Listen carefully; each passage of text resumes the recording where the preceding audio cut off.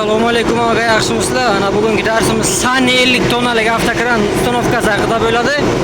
Bu XMG'da emas, richaklari ozgina farq qiladi, ustanovka qiladigan richaklari. Mana bu birinchisi o'zimiz tarafniki bo'ladi. Tepa ko'tarsangizlar, glavniy richagana arasi ochiq turibdi, ular yaqin turibdi. Glavniy richagana bu bo'ladi. Buni tepaga ko'tarsangizlar birinchisi bo'ladi, ana chiqadi. Bunisi oldi, ikkinchi u taraf bo'ladi. Bu ikkinchisi esa o'zimiz taraf bo'ladi. Ko'rdingizlarmi? Ana bu kichkinacha maydacha yo'qsa bo'ladi, kabinaning tagidagisi.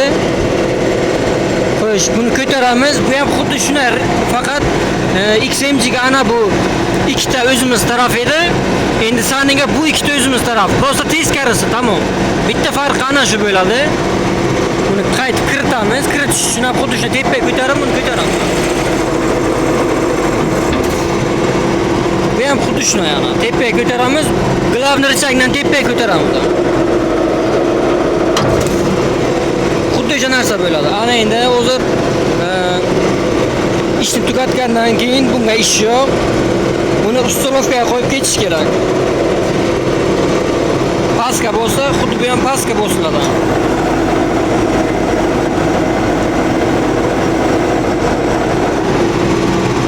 Bu tarafni ham xuddi shunday. Paska bo'lsamiz, buni ham paska bo'lsamiz.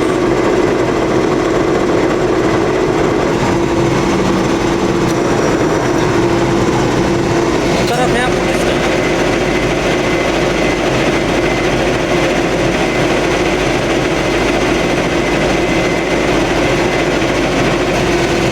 Bo'lik, bu tarafni ham ko'taramiz.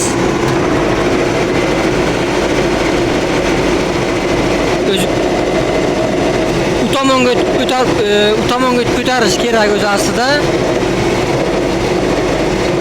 Lekin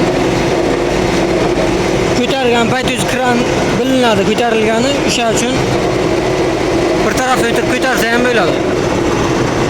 Hamma qilib ozgina ko'tarib olamiz kranni. Prosta ish yo'q, balonga nagruzka bo'ladi-da.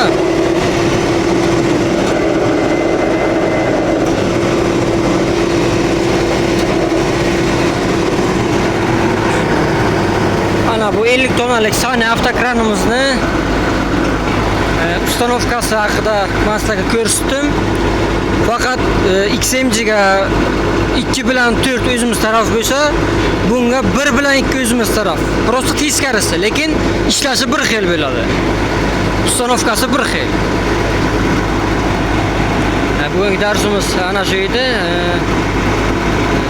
Mana kuzatib borishga davom etinglar. Nasib bo'lsa yana Zomulyon avtokranni, yana boshqa kranlarni darslik qilib, video qilib joylab boraman. Nasib bo'lsa foydali video bo'ldi degan umid qilaman. 50 tonnalik avtokranimiz bo'ladi.